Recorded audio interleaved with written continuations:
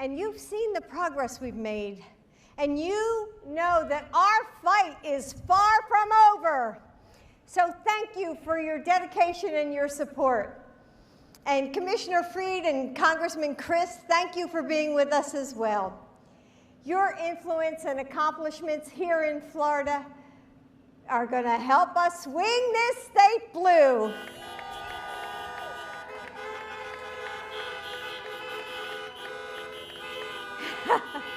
Mayor Chrisman, thank you for welcoming us to St. Petersburg.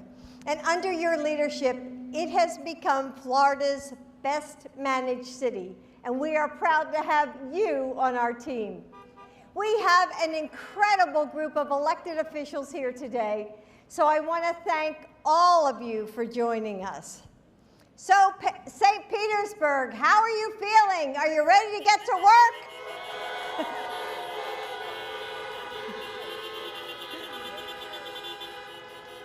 You know, a few weeks ago, I spoke to a public school counselor who told me, Jill, the two most important roles in my life are being a school counselor and being a mom.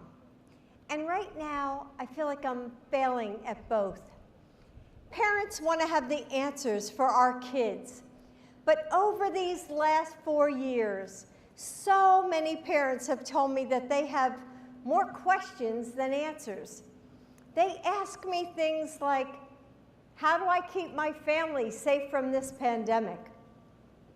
What if a shooting happens at my kid's school? What if I lose my job?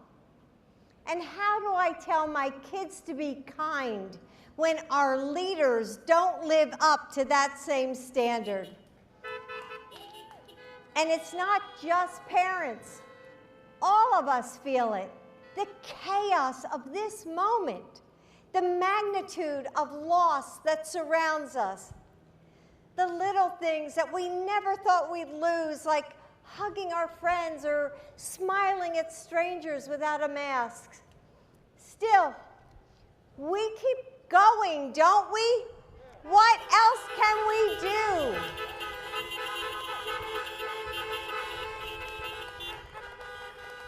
You know, Joe knows that feeling well. 4 days after our son Bo's funeral, I watched Joe shave and put on his suit. I saw him steel himself in the mirror, take a breath, put his shoulders back, and walk out into a world empty of our son. He went back to work as your vice president. That's just who he is. There are times when I couldn't even imagine how he did it, how he put one foot in front of the other again and again.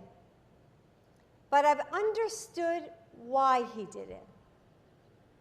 He did it for the daughter who pays for her mom's breast cancer screening and misses work to drive her to the clinic. He did it for the community college student who faced homelessness but finds the grit to finish her degree. He did it for the little boy whose mom is serving as a Marine in Iraq, who puts on a brave face in their video call and doesn't complain when the only thing he wants for his birthday is to be with her. Over these years, Joe has faced unimaginable tragedies, but through it all, raising our sons and our daughter Ashley, he learned how to heal a broken family. It's the same way that you heal a nation, with love and understanding, with small acts of kindness, with bravery, with unwavering hope. His purpose has always driven him forward. His strength of will is unstoppable, and his faith is unshakable, because it's not in politicians or political parties or even himself. It's in the providence of God. His faith is in you, in us. And I promise you, Joe Biden will be a president for all Americans.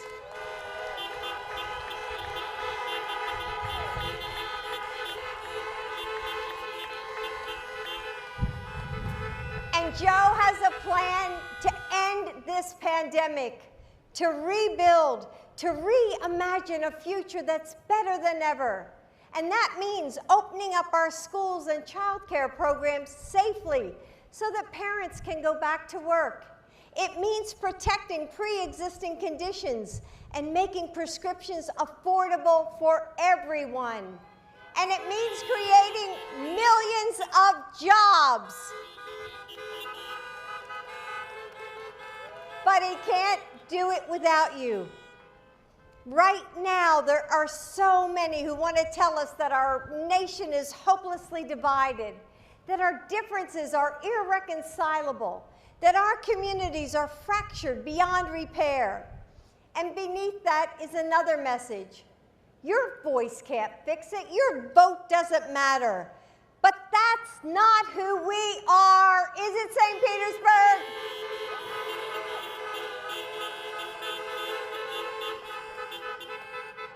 Democrat and Republican, rural and urban, north to south, coast to coast, we are coming together, and we are finding that our differences are precious and that our similarities are infinite.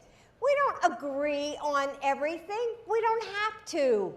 We can still love and respect one another, right?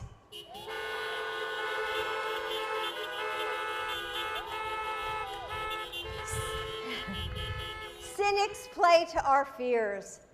They tell us that we can't make a difference because they don't want us to try. They know that together, our voices are more powerful than they ever could be. We have to show them that power. We have to show them that we're not going to sit by and watch what happens. We're going to decide what happens.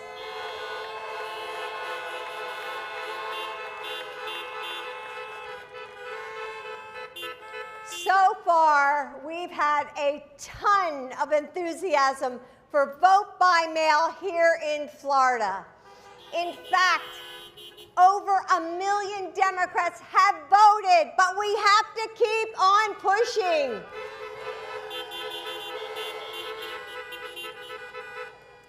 Early voting starts here on Monday. So tell me, are you ready to vote?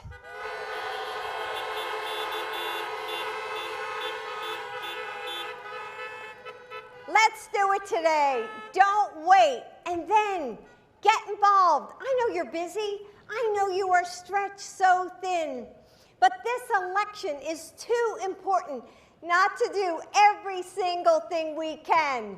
There are no do-overs. We have to believe that our communities are stronger than the challenges we face, because they are. We have to believe that our votes matter, because they do. We have to show up right now, put our shoulders back, and work like we have never worked before.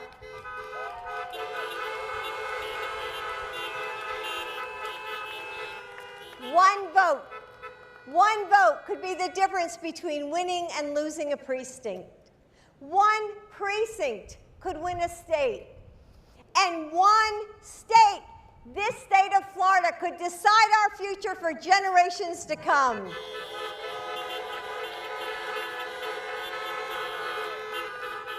Will you be that one vote?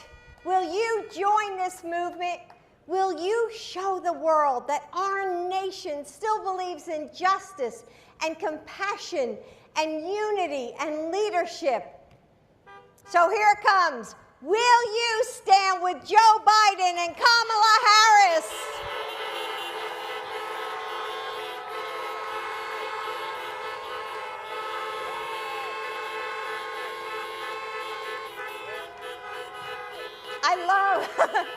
I love your enthusiasm, because when you do, I know that we are going to win.